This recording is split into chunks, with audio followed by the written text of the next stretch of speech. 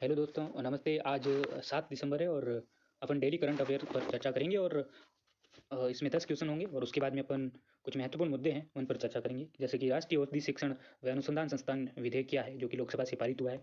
उसके बाद में सुप्रीम कोर्ट ने एक टिप्पणी की है, ये कितनी अहम है इसके बारे में चर्चा करेंगे। और निजता का अधिकार चर्चा में रहा है, जो भारतीय संविधान के अंदर क्या इसकी कॉन्स्टिट्यूशनल स्टेटस है उसके बारे में बात करेंगे। और अबसपा एक्ट जो है, जो आर्म फोर्सेज स्पेशल पावर है, ये 1958 का है और ये क्यों चर्चा में है और इसका केंद्रीय मानव अधिकार आयोग से क्या संबंध है और क्या ताल्लुकात है। और पंजाब लोक कांग्रेस के प्रणेता कैप्टन अमरिंदर सिंह जो है बीजेपी से गठबंधन करेंगे, यानी 2022 के आने वाले जो चुनाव है विधानसभा के, पंजाब विधानसभा के, उसमें जो है बीजेपी के साथ मिलकर अमरिंदर सिंह जी जो है अपनी पार्टी का गठबंधन करेंगे। उसके बाद में अपने सबसे पहले देखते हैं हाल ही में किस देश के राष्ट्रपति व्लादिमीर पुतिन भारत के दौरे पर आए हैं। तो ये है रूस के राष्ट्रपति हैं व्लादिमीर पुतिन। और इसका जो है राजनीतिक, आर्थिक और रणनीतिक महत्व है। और पुतिन ने दिल्ली स्थित हैदराबाद हाउस में मोदी से मुलाकात की, यानी हमारे देश के प्रधानमंत्री श्री नरेंद्र मोदी जी से जो है मुलाकात की। और इसके बारे में अपन चर्चा करेंगे। 28 समझौतों पर जो है हस्ताक्षर हुए हैं और इसमें महत्वपूर्ण जो चीज़ें थी, जिन मुद्दों पर जो चर्चा हुई है पुतिन और मोदी की, वो इस प्रकार से हैं। पहला इसमें है कि द्विपक्षीय रक्षा संबंधों पर जो है चर्चा हुई और इसमें कहा गया है कि जो रक्षा सहयोग है वो 2021 तक था, हालांकि अब 2021 से लेकर 2031 तक बढ़ा दिया गया है। इन 10 साल के लिए जो है रक्षा सहयोग बढ़ा दिया गया है, यानी आपसी सहयोग करेंगे रूस और भारत एक दूसरे का। जो कि रॉ मटेरियल है जो भारत में उपलब्ध होता है वो भारत यहाँ से जो है निर्यात करेगा, और भारत को जो भी रक्षा संबंधी सामग्री चाहिए उसका जो है भारत आयात करेगा। और भारत यहाँ पर जो है रूसी राइफल्स हैं उनका भी निर्माण करेगा, जैसे 203 AK-203 जो है वो अमेठी के अंदर निर्माण होगा उनका। ठीक है, इस प्रकार से जो है रक्षा संबंध पर भी चर्चा हुई और अफगानिस्तान से संबंधित चर्चा हुई, क्योंकि हाल ही में कयास लगाए जा रहे थे कि रूस और भारत के रिश्ते जो है वो कड़वाहट हो सकती है रिश्तों में, ऐसा कुछ बुद्धिजीवियों के द्वारा अंदाज़ा लगाया जा रहा था। लेकिन इन सब पर पानी फेरते हुए रूस के राष्ट्रपति पुतिन और मोदी जी ने यह साबित कर दिया कि हमारी दोस्ती पहले से अब बरगाड़ हो चुकी है।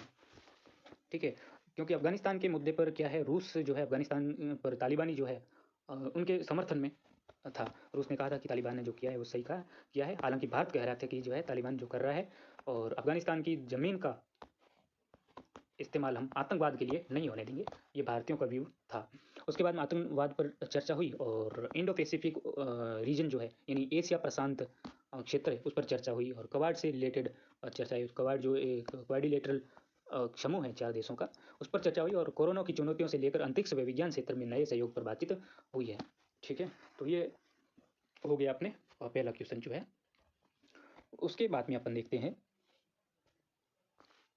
दूसरा क्वेश्चन। हाल ही में 50 अंतर्राष्ट्रीय मैच खेलने वाले खिलाड़ी कौन बन गए हैं?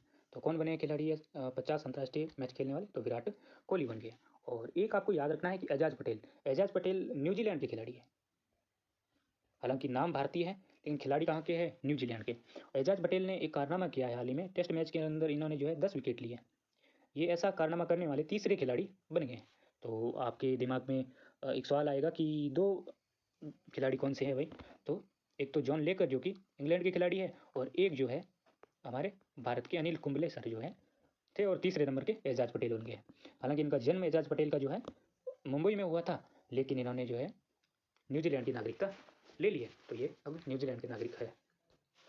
उसके बाद में हाल ही में किस देश के पूर्व प्रधानमंत्री आन सान सू की को 4 वर्ष का कारावास सुनाया गया? क्यों सुनाया गया उसके बारे में अपन चर्चा करते हैं। कि 50 सॉरी इन पर आरोप लगा है कि असंतोष इन्होंने भड़काया है और प्राकृतिक आपदा जो कानून है उसका सही ढंग से इम्प्लीमेंटेशन नहीं किया है, और नागरिकों की जो मॉब लिंचिंग है वो इन्होंने करवाई है।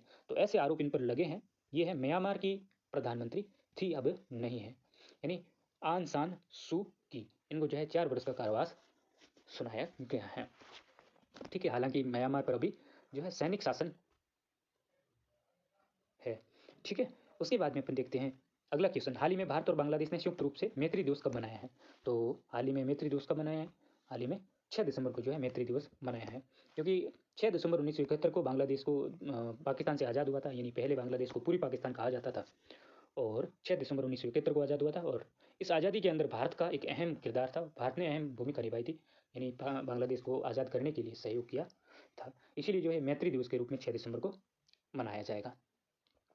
उसके बाद में अगला क्वेश्चन है, हाल ही में चर्चा में रहा अपसपा कानून कब लागू हुआ? तो ये अपसपा कानून जो है ये आर्म्ड फोर्स स्पेशल एक्ट जो है वो लागू हुआ था 1968 में, जो कि मुख्य रूप से पूर्वोत्तर राज्यों के अंदर लगाया गया था। हाल में जो वर्तमान में असम, नागालैंड और मणिपुर के अंदर ये लागू है। और ये क्या होता है इसके बारे में अपन वीडियो के लास्ट में देखेंगे। उसके बाद में जम्मू कश्मीर और लद्दाख हाईकोर्ट के मुख्य न्यायाधीश कौन है? जम्मू कश्मीर और लद्दाख का संयुक्त हाईकोर्ट है, और इसका जो मुख्य न्यायाधीश है, चीफ जस्टिस है, वो कौन है? पंकज मित्तल है। तो ये चर्चा में क्यों है, पूछे जा सकते हैं एग्जाम्स के अंदर। ये चर्चा में क्यों है? क्योंकि इन्होंने क्या है, टिप्पणी की है हाल ही में कि अपना जो है संविधान के अंदर पंथ निरपेक्षता जैसे शब्दों को जोड़ना कितना अनुचित है। इन्होंने ऐसा कहा है क्योंकि भारत एक आध्यात्मिक देश रहा है और अध्यात्म हमेशा सनातन धर्म से पहचाना गया है। यानी सनातन धर्म हमेशा मतलब अपने में एक महत्वपूर्ण भूमिका अदा करता है, और विश्व के अनेक व्यक्ति जो है बड़ी बड़ी महानुभूतियाँ जो है यहाँ पर आती है, और वो अध्यात्म के लिए आती हैं। तो ये कितना दुर्भाग्यपूर्ण है कि भारत जैसे देश को ऐसी क्या ज़रूरत पड़ गई कि पंथ निरपेक्ष नामक शब्द जो है संविधान के अंदर शामिल किया गया। जानकारी के लिए बता दूं कि 42वां संविधान संशोधन यानी 42nd कॉन्स्टिट्यूशनल अमेंडमेंट 1976 जो है उसके थ्रू तत्कालीन प्रधानमंत्री इंदिरा गांधी के द्वारा जो है ये अमेंडमेंट किया गया, और कॉन्स्टिट्यूशन के अंदर सेकुलरिज्म यानी पंथ निरपेक्षता या अपन कहें धर्म निरपेक्षता, इस शब्द को जोड़ा गया। इसके लिए इन्होंने टिप्पणी की, तो इसलिए ये अभी चर्चा में है। उसके बाद में हाल ही में भीमराव अम्बेडकर जी का जो है 66वां महापरिनिर्वाण दिवस मनाया गया। वो कब मनाया गया? तो ये मनाया गया 6 दिसंबर को, 6 दिसंबर को मनाया गया। तो महापरिनिर्वाण क्या होता है? तो बौद्ध धर्म में जिस व्यक्ति की मृत्यु हो जाती है तो उसको महापरिनिर्वाण कहा जाता है, क्योंकि भीमराव अम्बेडकर जी जो है उन्होंने हिंदू धर्म को त्याग कर बौद्ध धर्म अपना लिया था। तो उनकी मृत्यु 6 दिसंबर 1956 में हुई थी।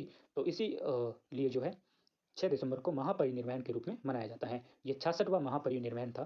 तो ये पूछा जाए एग्जाम में तो आपको याद रखना है। और भीमराव अम्बेडकर को जो है संविधान का पिता भी कहा जाता है, फादर ऑफ कॉन्स्टिट्यूशन भी कहा जाता है। ठीक है, भारतीय संविधान का पिता। उसके बाद में हाल ही में भारत के राष्ट्रपति श्री रामनाथ कोविंद ने महाराष्ट्र के किस किले में शिवाजी को श्रद्धांजलि अर्पित की? तो रायगढ़ का किला जो है उसमें जो है शिवाजी को श्रद्धांजलि अर्पित की। शिवाजी एक मराठा सरदार थे और काफ़ी इनका चर्चित व्यक्तित्व था। उसके बाद में अपन देखते हैं हाल ही में डेविस कप किसने जीता? जो हाल ही में जो है डेविस कप जो हुआ है, जो कि टेनिस से संबंधित है, ये रूस के एक खिलाड़ी है दानिल मदवेदेव, इन्होंने जीता है डेविस कप 2020 फर्स्ट, यानी 2021 का जो है डेविस कप है वो इन्होंने जीता है। उसके बाद में अपन चर्चा करते हैं 10 नंबर क्वेश्चन है, फिक्की के नए अध्यक्ष किसे चुना गया है? तो फिक्की के नए अध्यक्ष के रूप में संजीव मेहता को चुना गया है। तो ये ध्यान रखना। उसके बाद में कुछ परीक्षा उपयोगी मुद्दे हैं, उनके बारे में अपन चर्चा करते हैं। तो पहला है अपना राष्ट्रीय औषधि शिक्षण अनुसंधान संस्थान विधेयक है। हालांकि ये कॉन्स्टिट्यूशनल अमेंडमेंटल जो बिल है, यानी अपन कहें ये अमेंडमेंट बिल है, यानी इसके अंदर संशोधन किया है। हालांकि ये वर्तमान में कानून है, लेकिन इसके अंदर कुछ संशोधन किया गया है और इसको संशोधन विधेयक के रूप में लोकसभा में पेश किया गया था सरकारी मंत्रियों के द्वारा, यानी सरकारी जो सदस्य होते हैं संसद में। तो लोकसभा के से ये पारित हो गया है। अब देखो राज्यसभा में इसका क्या होता है। तो ये क्यों महत्वपूर्ण है? क्योंकि अब भारत सरकार चाह रही है कि जो औषधियाँ हैं उनको बढ़ावा दिया जाए और आत्मनिर्भर भारत का जो सपना है वो साकार किया जाए। औषधियों के लिए घरेलू उद्योगों को चुना जाएगा, है ना। तो ये इसीलिए महत्वपूर्ण है और ये 2021 के अंदर जो है लाया गया है। ये एक संशोधन बिल है। उसके बाद में सुप्रीम कोर्ट ने एक टिप्पणी की है कि सरकार और विधि आयोग दहेज प्रथा पर लगाम लगाने के लिए प्रयास करें। दहेज प्रथा एक कुप्रथा है जो कि मुख्य रूप से अपने राजस्थान के राजपूत समुदाय के अंदर काफ़ी प्रचलित है। दुष्प्रचलित कहूँगा मैं। दहेज प्रथा एक काफ़ी खतरनाक और राजपूत समाज के लिए एक दबा भी है। तो सरकार और विधि आयोग को चेताया है कि दहेज प्रथा पर लगाम लगाने के लिए एक अधिकारी की नियुक्ति की जाए, जो अधिकारी एक उपखंड स्तर का भी हो, और एक जो सरकारी कार्यालय होता है उस पर जो है एक अधिकारी होना चाहिए जो कि सख्ती से जो है दहेज प्रथा जो है उसकी पालना कर सकें। हालांकि आईपीसी जो है भारतीय दंड संहिता संशोधन अधिनियम 2018 के अंदर लाया गया था, उसके अंदर भी इसका जो है प्रावधान है। हालांकि आईपीसी 1860 का जो है 1860 सॉरी उसका जो है नियम है जो लॉर्ड कैनिंग के समय लाया गया था। तो उसके अंदर भी इसके बारे में वर्णन है। और जैसे कि यानी भारतीय दंड संहिता अधिनियम 1860, उसके अंदर इसके बारे में वर्णन है। और दहेज प्रथा ऐसी कुप्रथा है, उस पर लगाम लगाने के लिए दहेज, किसे अपन दहेज कहेंगे? शादी से पहले यदि कोई उपहार स्वरूप कोई चीज़ देता है, यानी ससुराल वाले जो देते हैं लड़के के, तो उसको भी दहेज माना जाएगा। और शादी के समय दिया जाएगा तो वो तो दहेज है ही। और शादी के बाद 7 वर्ष के अंदर अंदर दिया जाता है, जो कि उपहार स्वरूप भले ही हो, लेकिन उसको दहेज माना जाएगा। हल्का जो उपहार है उसको तो स्वीकार किया जा सकता है हालांकि, लेकिन जो भारी चीज़ें हैं यानी जो अपना गहना वगैरह है, इसको दहेज के अंदर नहीं रखा जाता है। ठीक है, इसको जो है फिक्स क्वांटिटी निश्चित की गई है और उसके बेसिस पर जो है कार्यवाही की जाती है। हालांकि ये वास्तविक रूप से जो है इस पर कोई अमल नहीं होता, या फिर ये जो है इम्प्लीमेंट नहीं होता है सरकारों द्वारा और प्रशासन के द्वारा। तो ये कहीं ना कहीं भारत के लिए एक काफ़ी गंभीर मुद्दा है। उसके बाद में निजता का अधिकार चर्चा में है, उसके बारे में चर्चा करते हैं कि गहलोत के ओएसडी लोकेश शर्मा से क्राइम बेंच ने जो है कल पूछताछ की है। क्योंकि अपने 4-5 महीने पहले अपन ने देखा कि राजस्थान के अंदर जो एक पायलट गुट का जो धड़ा था, कुछ विधायक थे वो दिल्ली चले गए थे, दिल्ली कूच कर दिया था उन्होंने। ठीक है, बागी विधायक थे वो। और उस समय माननीय श्री गजेंद्र सिंह जी शेखावत की एक ऑडियो क्लिप जारी हो गई, और ये कहीं ना कहीं इनकी निजता से जोड़कर देखा जाता है। कांग्रेस के व्यक्तियों ने जो है इनका ऑडियो जारी कर दिया और फ़ोन टेपिंग की कांग्रेस के व्यक्तियों ने, जिसकी जो है एफआईआर जो है श्री गजेंद्र सिंह जी ने की है और कहा है कि मेरे निजता के अधिकार का हनन हुआ है।